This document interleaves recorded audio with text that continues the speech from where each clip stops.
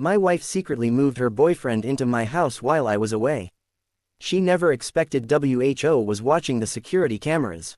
When I kissed my wife goodbye that Monday morning, she wrapped her arms around my neck and smiled the same smile I had trusted for 15 years. "Don't worry about us," she whispered. "Just focus on your conference." I smiled back. "I'll be home in 5 days." She nodded, kissed my cheek, and stood on the front porch waving until my taxi disappeared around the corner. If anyone had told me that would be the last honest moment of my marriage, I would have laughed. My name is Daniel Carter. I'm 48 years old and own a small engineering consulting company in Denver. My wife, Melissa, had never worked after our daughter Emily was born. I never complained. I believed marriage wasn't about keeping score. I paid every bill. I remodeled the house myself. I never missed birthdays or anniversaries. Whenever Melissa wanted something, I tried to make it happen. Maybe that was my biggest mistake. I thought love meant giving someone everything. I never realized some people simply keep taking. The business conference was in Seattle. It wasn't exciting, but it was important. A major client was considering a multi-million-dollar contract, and I needed to be there in person. The first 2 days went smoothly. Meetings, presentations, networking dinners. Melissa texted often. "Miss you." Emily says goodnight. "Wish you were here." Each message felt warm, comforting, fake. I just didn't know it yet. On the third evening, something strange happened. I received an unexpected phone call. It wasn't from Melissa. It wasn't from Emily. It was from Margaret Jenkins. Most people knew her simply as Mrs. Jenkins. She was 73 years old. She lived directly across the street from my house. For years she'd watched neighborhood kids grow up from the comfort of her front porch. She baked cookies every Christmas, remembered everyone's birthdays, and somehow knew every piece of gossip before anyone else. I answered with a smile. "Mrs. Jenkins, everything okay?" Her voice sounded unusually serious. "Daniel, are you alone?" "Yes, I don't want to alarm you." My stomach tightened immediately. "But I think something strange is happening at your house." "What do you mean?" There was a long silence. Then she quietly said, "There's a man living there." I laughed. "A repairman?" "No. A cousin." "No. I've seen him every day. He sleeps there. He leaves every morning. He comes back every evening." My smile disappeared. "What?" I thought maybe he was family. "But today," she hesitated. I saw him kiss Melissa on your front porch." For a moment, I forgot how to breathe. My mind refused to process the sentence. "No, I'm sorry, Daniel. I wouldn't call unless I was certain." I looked around my hotel room as if the walls had suddenly started spinning. "There has to be some explanation." "I hope there is, but if I were you." She lowered her voice. "I'd check your security cameras." The cameras, of course. 3 years earlier, after several package thefts in the neighborhood, I'd installed an advanced security system. 8 cameras, cloud recording, motion alerts. The account was under my email. Melissa never bothered learning how it worked. She hated technology. I hadn't opened the app in months. With trembling fingers, I downloaded the latest update and logged in. The screen loaded. Camera 1, front driveway. My heart pounded. A black SUV pulled into my driveway. The driver's door opened. A tall man climbed out carrying 2 large suitcases. I frowned. Who was he? He walked confidently to my front door. Then, Melissa opened it before he even knocked. She smiled. Not politely, not awkwardly. She threw her arms around him. Then she kissed him. Not once, several times. The suitcases rolled into my house. The front door closed. I sat frozen. Maybe 5 minutes passed. Maybe 30. Time stopped meaning anything. I switched to camera 4. The living room. There they were, laughing, holding hands. The man looked completely comfortable, as if he belonged there. Melissa poured him a drink. He stretched out on my couch. The couch I'd built myself. He placed his feet on my coffee table. Then, he looked directly into the television mounted above the fireplace. "Nice house," he said. Melissa laughed. "It will be ours soon." I replayed those words 3 times. "It will be ours soon." Ours. Not mine. Not hers. Ours. Something inside me quietly broke. I wanted to call her immediately. Demand answers. Scream. Cry. Instead, I kept watching. Hour after hour. The cameras revealed everything. They cooked dinner together. Watched movies. Shared wine. Laughed. Kissed. Finally, around 11 that night, they walked upstairs. Into my bedroom. The bedroom I'd painted, decorated, filled with memories. Camera coverage ended at the staircase. But I didn't need to see anything else. I already knew. I closed the app, then opened it again. Maybe I was hallucinating. Maybe exhaustion had created some nightmare. The footage was still there. Every second, every kiss, every lie. The next morning Melissa called. "Good morning, honey." Her cheerful voice made me sick. "Conference going well?" "Yes. I miss you. I miss you too." She sounded convincing. Professional even. If acting had been an Olympic sport, she'd have won gold. "What are you doing today?" I asked. "Oh, probably cleaning." Cleaning. I glanced at the live camera. She was making pancakes. For him. He stood behind her with his arms around her waist. I ended the call before she noticed my silence. For the rest of the day, I watched. Not because I enjoyed it. Because I needed evidence. Every conversation, every hug, every lie. Cloud storage quietly saved everything. Late that afternoon something unexpected happened. Emily arrived. Our 22-year-old daughter. She still had a key. She walked inside carrying groceries. Melissa's smile instantly disappeared. The strange man ran upstairs. Emily looked confused. "Mom." Melissa forced a laugh. "Oh, my friend was helping move furniture."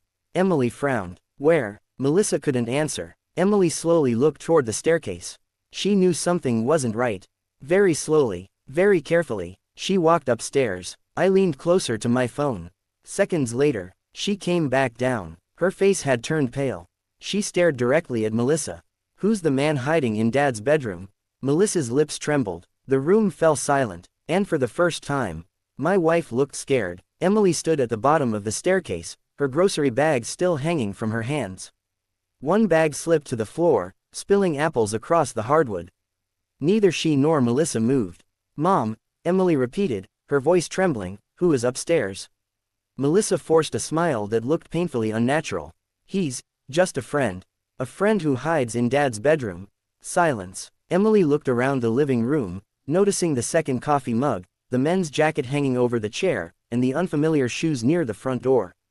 She slowly shook her head. "No." The man finally came downstairs. He appeared confident at first, but the moment he saw Emily's expression, his smile disappeared. Melissa stepped between them. "Emily, this is Ryan." Ryan awkwardly extended his hand.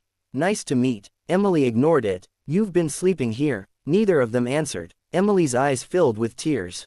"While Dad is away," Melissa finally snapped, "your father and I have been unhappy for years." Emily stared at her mother in disbelief. "So you move another man into our house? It's complicated." "No," Emily said firmly. "It's really not." She turned toward Ryan. "You should leave." Ryan glanced at Melissa, waiting for instructions. Melissa folded her arms. "Ryan isn't leaving." Emily looked as though someone had slapped her. "You actually expect Dad to come home and find him living here?" Melissa's face hardened. "Your father won't be home until Friday." Ryan added quietly, "We'll be gone before then." Those words confirmed what Daniel had feared. This wasn't a mistake. This wasn't a misunderstanding. It was a plan. Watching everything unfold through the security cameras from his hotel room, Daniel clenched his fists so tightly his knuckles turned white. His daughter had defended him. His wife had chosen someone else. And Ryan acted as if Daniel's home was already his. Emily picked up her keys. "I can't believe either of you." Melissa reached for her arm. "Emily, wait." Emily pulled away. "When Dad finds out," Melissa interrupted, "he doesn't need to know." Emily laughed bitterly. "You've lied to him for months." "I'm not going to." She walked out, slamming the front door so hard that one of the picture frames rattled on the wall. Daniel immediately called her. She answered after the first ring. "Dad." The moment she heard his voice, she burst into tears. "You know, don't you?" "Yes. I'm so sorry." Daniel closed his eyes. "This isn't your fault. I didn't know. I believe you." Emily cried quietly for several seconds before asking the question Daniel had been avoiding. "What are you going to do?" He looked back at the live camera feed. Ryan had returned to the couch. Melissa sat beside him as though nothing had happened. Daniel spoke calmly. "I'm coming home." He booked the first flight the following morning. Not because he wanted revenge. Because he wanted the truth. During the flight, his emotions changed every few minutes. Anger, sadness, disbelief. Then something else. Clarity. He realized shouting would solve nothing. If Melissa had truly betrayed him, he wanted every decision afterward to be based on facts, not rage. Before leaving the airport, he made two important calls. The first was to his attorney. The second was to the company that managed his financial accounts. He didn't explain everything. He simply asked them to prepare. Years earlier, Daniel had purchased the house before marrying Melissa. Legally, the situation was more complicated than she probably realized. He also owned the business entirely in his own name. Most of the family's investments were documented. If this marriage ended, facts would matter more than emotions. Daniel drove slowly toward home. He parked 3 houses away.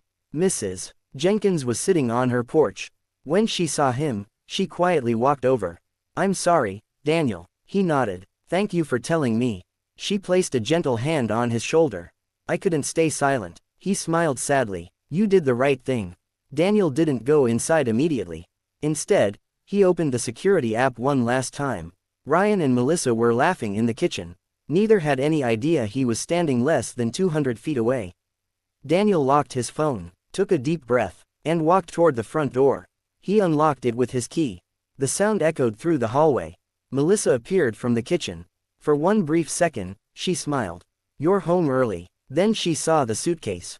The expression on his face. And everything changed. Her smile vanished. Ryan slowly stepped into the hallway behind her. No one spoke. The silence felt heavier than any argument. Finally, Daniel looked directly at Ryan. "You must be the man who's been living in my house." Ryan's confidence disappeared. Melissa quickly stepped forward. "Daniel, let me explain." He raised a hand. "Not yet." He looked around the living room. The blanket on the couch. Ryan's shoes. His laptop on the dining table. Evidence everywhere. Daniel calmly walked to the television. Using the remote, he connected his phone. The security footage appeared on the screen. Ryan carrying suitcases. Melissa kissing him. Both of them laughing. Melissa's face turned completely white. You watched everything." Daniel nodded. "Every single day." Ryan whispered one word. Melissa. She couldn't even look at him. Daniel pressed pause on the image showing their first kiss at the front door. "I didn't come home to argue. I came home because lies end today." Neither of them spoke. Daniel looked directly at Ryan. "You have 5 minutes to collect everything you brought into my house." Ryan hesitated. Melissa grabbed his arm. "He doesn't have to leave." Daniel calmly looked at her. "He does. This house belongs to me." Ryan finally realized the situation had changed. Without another word, he hurried upstairs. Melissa turned toward Daniel. "You embarrassed me." Daniel almost laughed. "I embarrassed you." She crossed her arms. "If you had paid more attention to me." Daniel interrupted quietly. "I spent 15 years building a life for us. I wasn't perfect, but I never betrayed you." Melissa looked away. For the first time, she had no answer. Upstairs, Ryan packed as quickly as he could. Within minutes, he carried his suitcases back downstairs. Before leaving, he stopped in front of Daniel. "I didn't know the whole story." Daniel answered calmly. "You knew enough." Ryan lowered his head. Without another word, he walked out the front door. Melissa watched him drive away. Then she turned back toward her husband. The house suddenly felt enormous. And completely silent. Daniel looked at her one last time. "Tomorrow morning, my lawyer will contact you." Melissa stared at him in shock. "You've already called a lawyer?" "Before I came home." "You planned this?" "No," Daniel replied. "You planned this." The front door clicked shut behind Ryan's SUV. For several long seconds, neither Daniel nor Melissa moved. The silence was louder than any shouting match could have been. Melissa finally spoke. "Daniel, please listen." He looked at her calmly.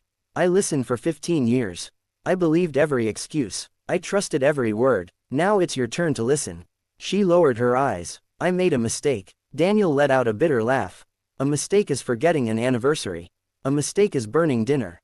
You secretly moved another man into my home. That wasn't one mistake, it was 1,000 choices." Melissa's shoulders sagged. "I never meant for it to happen like this. But it happened, and you kept choosing it."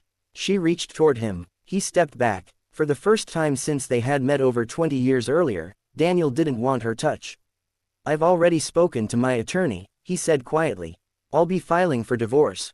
Melissa's face drained of color. "So that's it. That's it. You won't even try counseling." Daniel stared at her in disbelief. "You brought your boyfriend into our bedroom.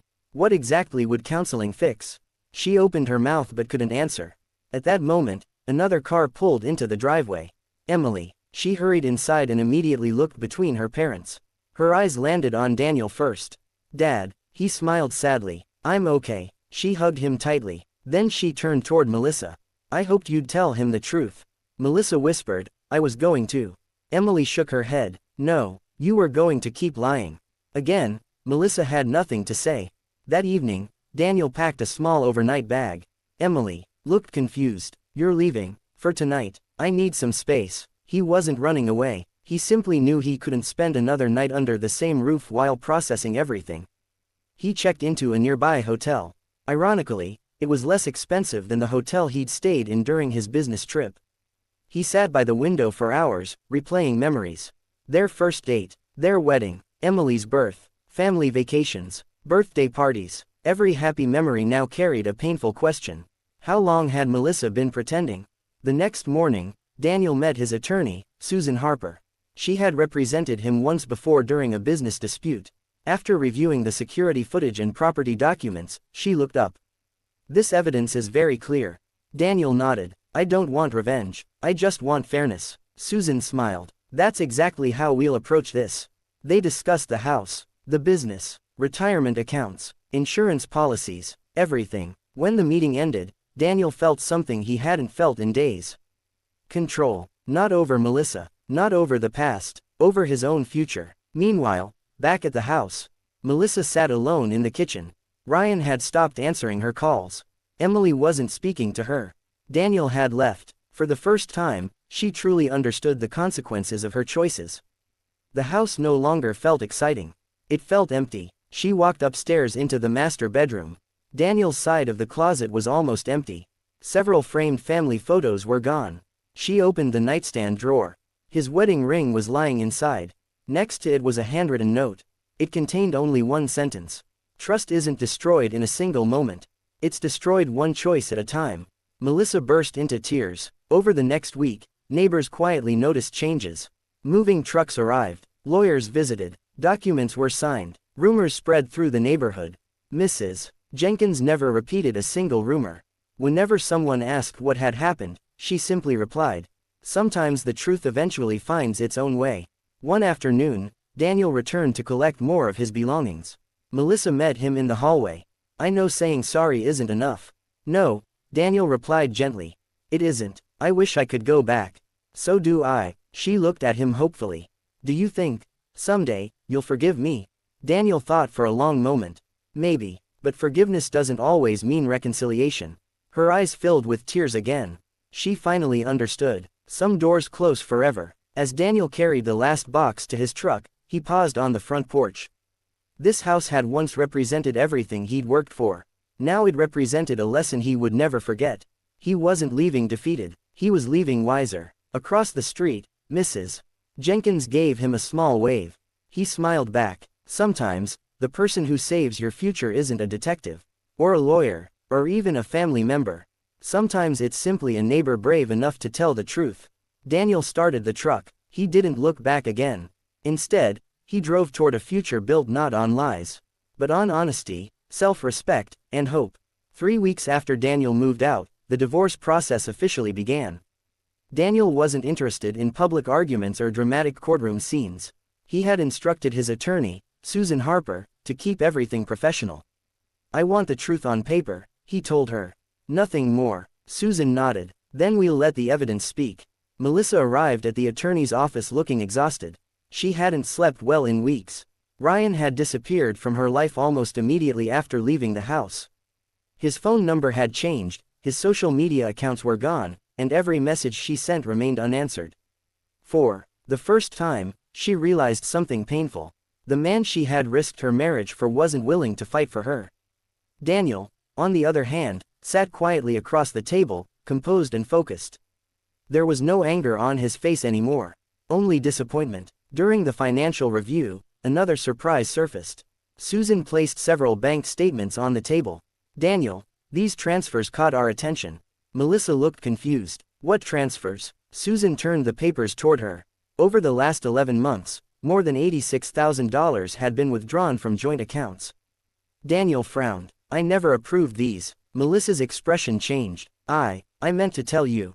Susan calmly asked, where did the money go? Melissa hesitated. Finally, she admitted that much of it had been spent on expensive vacations, luxury gifts, restaurant bills, and helping Ryan start what he claimed would become a construction business. Daniel closed his eyes for a moment. Ryan hadn't only taken his home. He had taken their savings. Susan quietly slid another document across the table. We hired a forensic accountant. The report showed that Ryan's so-called business had never existed. There was no registered company. No office. No employees. The invoices Melissa had received were fake. She had been manipulated financially as well. Melissa stared at the report in disbelief. No, he loved me. Susan answered gently. The financial records suggest he loved your money. Melissa covered her face with her hands. For the first time since the affair began, she understood she had been deceived too. Weeks later, the divorce hearing took place. Neither side created a scene. The judge reviewed the evidence, including the security camera recordings and financial documents. Because Daniel had purchased the home before the marriage and maintained clear ownership records, the property remained his. The court also considered the unauthorized spending from the joint accounts. Melissa was required to repay part of the missing funds over time through a structured financial agreement. When the hearing ended, the judge wished both parties well. Daniel quietly thanked his attorney. Melissa left the courtroom alone. Outside, Emily was waiting. She looked at both of her parents. "I love you both," she said softly. "But things can't go back to the way they were." Daniel nodded. "I know." Melissa wiped away tears. "So do I." Emily hugged her father first. Then she hugged her mother. Families don't always stop loving each other. Sometimes they simply stop living together. That evening, Daniel returned to the house one last time. It felt strangely peaceful. He walked from room to room. The kitchen where they had celebrated birthdays. The living room where Emily had opened Christmas presents. The backyard where they had built a treehouse together. The memories were real, even if the marriage had ended. He decided not to sell the house immediately. Instead, he planned to renovate it, not to erase the past, but to create space for a new chapter. As he stood in the backyard watching the sunset, his phone buzzed. It was a message from Mrs. Jenkins. "Proud of you. Better days are ahead." Daniel smiled. For the first time in months. He believed it. 6 months passed. The divorce was finalized. Life didn't suddenly become easy, but it became peaceful. Daniel threw himself into work, spent more time with Emily, and slowly renovated the house room by room. Fresh paint replaced faded walls. New furniture arrived. The master bedroom was completely redesigned. He wasn't trying to erase the past. He was reminding himself that a painful chapter didn't have to define the rest of his life. One crisp Saturday morning, Daniel stopped at a neighborhood cafe before heading to a hardware store. As he waited for his coffee, a familiar voice behind him said quietly, "Daniel." He turned. Ryan. He looked nothing like the confident man who had carried suitcases into Daniel's house months earlier. His expensive clothes were gone. His beard was untrimmed. He looked tired. For several seconds, neither man spoke. Finally, Ryan sighed. "I owe you an apology." Daniel remained calm. "I'm listening." Ryan lowered his eyes. "I lied to you. I lied to Melissa. I lied to everyone." Daniel folded his arms but said nothing. "I never loved her," Ryan admitted. "I targeted people who looked financially secure. Melissa believed every story I told her. I convinced her I was building a company and needed temporary help." Daniel's expression didn't change. Ryan continued. "By the time I realized how much damage I'd caused, everything had collapsed." "You realized after you took the money?" Daniel asked quietly. Ryan nodded in shame. "I know saying sorry doesn't fix anything." "No," Daniel replied, "it doesn't." Ryan reached into his backpack and placed a folder on the table. "Those are copies of everything. Bank transfers, fake invoices, messages, receipts. I've already confessed to investigators handling another fraud complaint against me." Daniel looked through the documents. Everything matched what the forensic accountant had suspected. Ryan stood. "I don't expect forgiveness. I just wanted you to know the truth." Without waiting for a response, he walked away. Daniel watched him disappear down the sidewalk. For the first time, he didn't feel anger. Only relief. The truth was finally complete. A few weeks later, Melissa called. It was the first conversation they had shared in months. "I heard Ryan confessed." "Yes. I'm sorry, Daniel." He paused. "I know." "No," she whispered. "I don't think you understand. I wasn't just wrong. I destroyed the best thing in my life." Daniel looked out the window. "I hope you learn from it." "I already have." There was another long silence. Then Melissa said, "Thank you for always being a good father to Emily."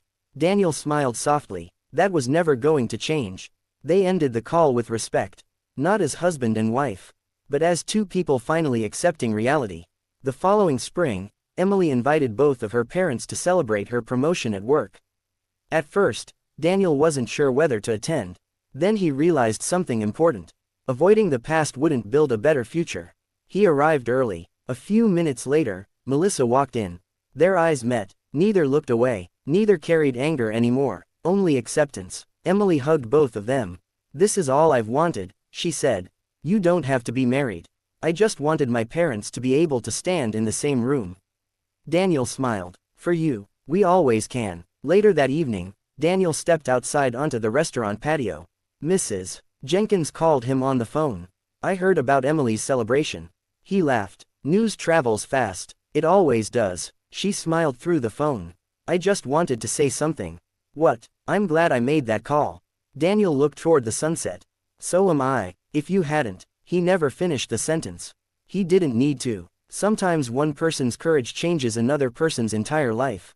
Driving home that night, Daniel passed the house where his old life had fallen apart. But it no longer felt like a place of betrayal. It was simply a house. The pain no longer lived there. He parked in his driveway, unlocked the front door, and walked inside. The security cameras were still mounted around the property. This time, they weren't reminders of heartbreak. They were reminders that the truth eventually comes to light. Daniel switched off the hallway lights, smiled quietly to himself, and whispered, "Tomorrow starts another chapter." And for the first time in a very long time, he truly believed it. Daniel believed the hardest chapter of his life was over. He was wrong. On a quiet Tuesday morning, he arrived at his office earlier than usual. The receptionist handed him a large brown envelope with no return address. "It was delivered by hand," she said.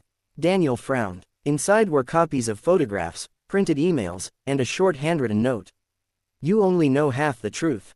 His heartbeat quickened. The photographs showed Ryan meeting with another man outside an expensive downtown hotel, months before Daniel's business trip to Seattle.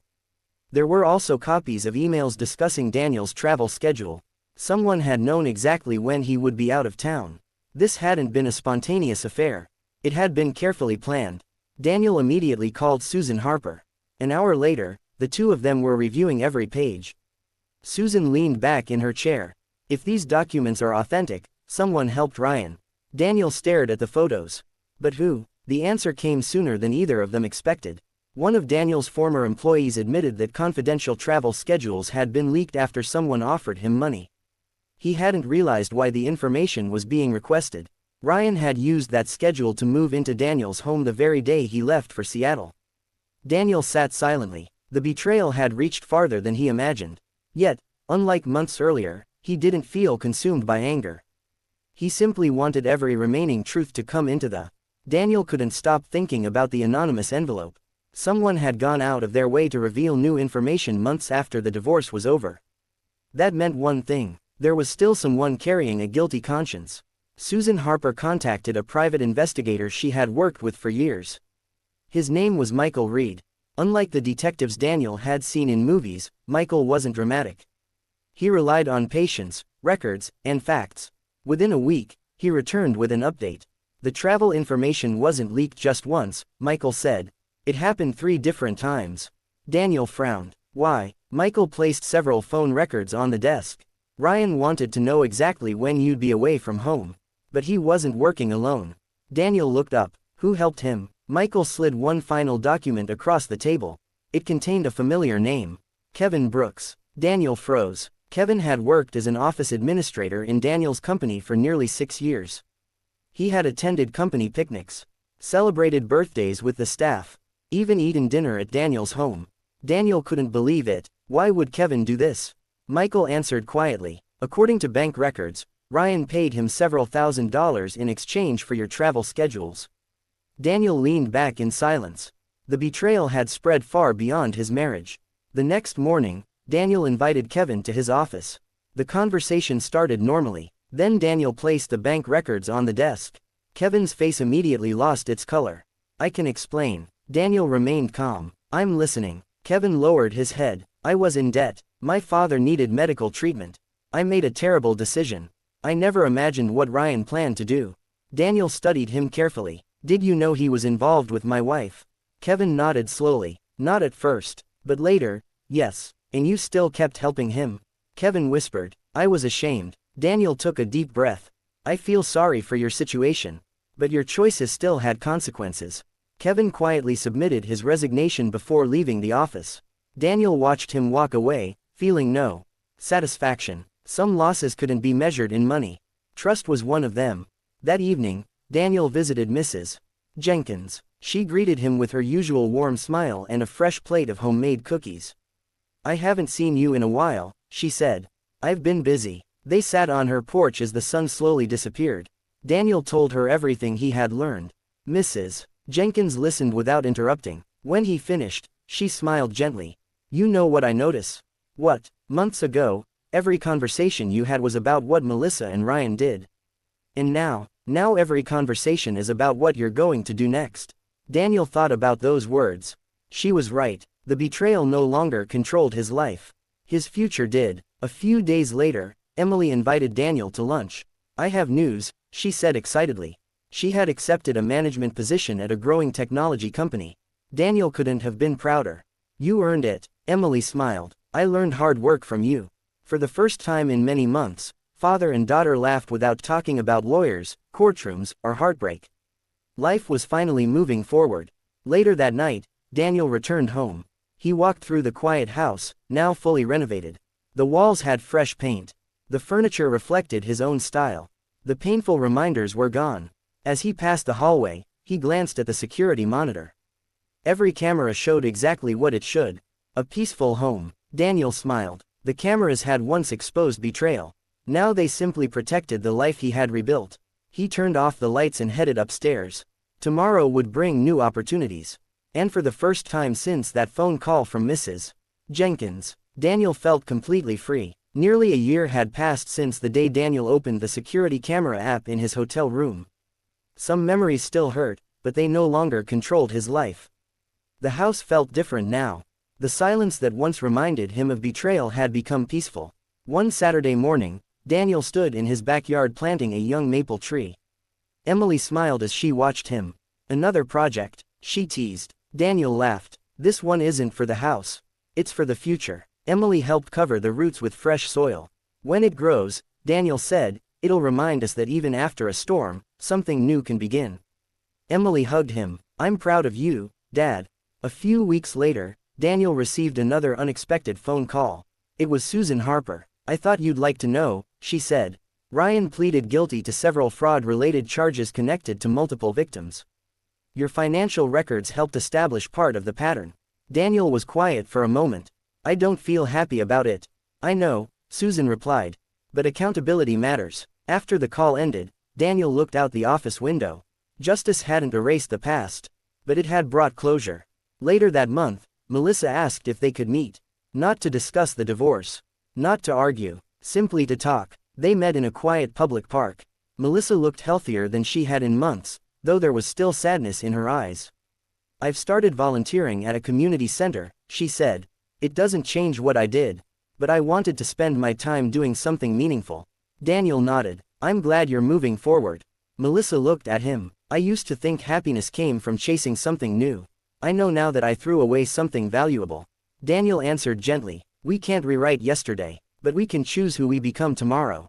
She smiled sadly. Thank you for treating me with dignity, even after everything. They stood, shook hands, and walked in opposite directions.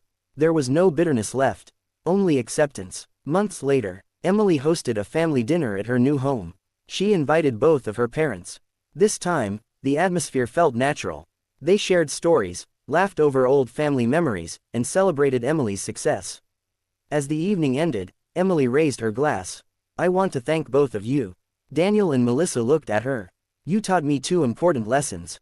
She smiled. From Mom, I learned that every choice has consequences. And from Dad, I learned that character is shown by how you respond when life is unfair. Daniel felt his eyes fill with tears. Those words meant more than any courtroom victory ever could. That night, Daniel returned home. Before going inside, he looked toward the small security camera above the garage. A year earlier, that camera had captured the worst betrayal of his life. Today, it represented something completely different. The truth. Without those recordings, lies might have continued for years. He unlocked the front door. The house was quiet, comfortable, home. Daniel switched off the downstairs lights and paused for one final look around. He wasn't the same man who had left for Seattle believing everything in his life was perfect. He had lost a marriage. He had lost trust, but he had found something even more important. Self-respect, peace, and the strength to begin again. As he climbed the stairs, he smiled to himself. Sometimes the hardest endings become the strongest beginnings. A year after everything had changed, Daniel's life had finally settled into a peaceful routine. His business was thriving. Emily visited every weekend. The house no longer felt haunted by painful memories. One Monday morning, Daniel received a letter from a law firm in another state. At first, he assumed it was another business matter. But when he opened it, he found a single sentence that immediately caught his attention. You have been listed as a beneficiary in the estate of Mr. Thomas Bennett. Daniel frowned. Thomas Bennett. The name sounded familiar. Then he remembered. 20 years earlier, Thomas had been one of his first clients, a retired architect whose life Daniel had helped rebuild after a devastating fire destroyed his home. After completing the project, they had stayed in touch for several years before eventually losing contact. According to the letter, Thomas had recently passed away. In his will, he had written something unexpected. Daniel Carter was the only businessman who treated me like family instead of a paycheck. If he is still alive, I want him to receive this gift as a reminder that kindness is never wasted. Daniel sat quietly, overwhelmed. The inheritance wasn't enormous, but it wasn't the money that moved him. It was the realization that a simple act of honesty decades earlier had never been forgotten. As he folded the letter, he smiled. Life had taken so much from him. Yet, in ways he never expected, it had also given back. He looked around his home, the same home where betrayal had once shattered his heart. Now it stood as proof that even after the darkest chapters, life can still surprise you with hope. 2 years passed. The pain that had once followed Daniel everywhere had slowly faded into memory. He no longer woke up thinking about the betrayal. Instead, his mornings began with coffee on the back porch, the sound of birds, and the satisfaction of knowing he had rebuilt his life with honesty. His company had grown beyond anything he had imagined. New clients arrived through referrals, and the employees often said the workplace felt more like a family than an office. One Friday afternoon, Emily stopped by with exciting news. Dad, she said with a huge smile, I got engaged. For a second, Daniel was speechless. Then he hugged her tightly. I'm so happy for you. Emily introduced him to her fiancé, Ethan, a quiet schoolteacher who treated everyone with kindness and respect. Daniel noticed something immediately. Ethan listened more than he spoke, and the way he looked at Emily reminded Daniel of what genuine respect looked like. That evening, Daniel invited them inside for dinner. As they laughed around the table, he realized something important. The house was finally filled with joy again. Not because the past had disappeared, but because the future had arrived. Months later, wedding preparations began. Emily had one request. Dad, she said, I want you to walk me down the aisle. Daniel smiled, though his eyes became watery. It would be the greatest honor of my life. She hesitated before asking another question. I've invited Mom too. Daniel nodded. I expected that. Are you okay with it? He smiled gently. Emily, this day belongs to you, not to the past. On the wedding day, guests filled the small garden venue with laughter and excitement. Melissa arrived quietly and took a seat near the back. When Daniel noticed her, he simply nodded politely. She returned the gesture. There was no anger between them anymore. Only the understanding that some relationships end, while respect can still remain. As the music began, Daniel took Emily's arm. They walked slowly toward the ceremony. Halfway down the aisle, Emily whispered, "Thank you for never giving up on me." Daniel squeezed her hand. "I never will." He placed her hand in Ethan's. For a brief moment, he looked at the smiling faces around him. Life hadn't turned out the way he once imagined. It had turned out differently. And sometimes, different was enough. As the sun set behind the trees, Daniel looked up at the clear sky and smiled. The cameras that had once exposed betrayal had captured the end of one chapter. But they could never define the rest of his story. Because in the end, a person's life isn't measured by the worst thing that happened to them. It's measured by what they choose to build afterward.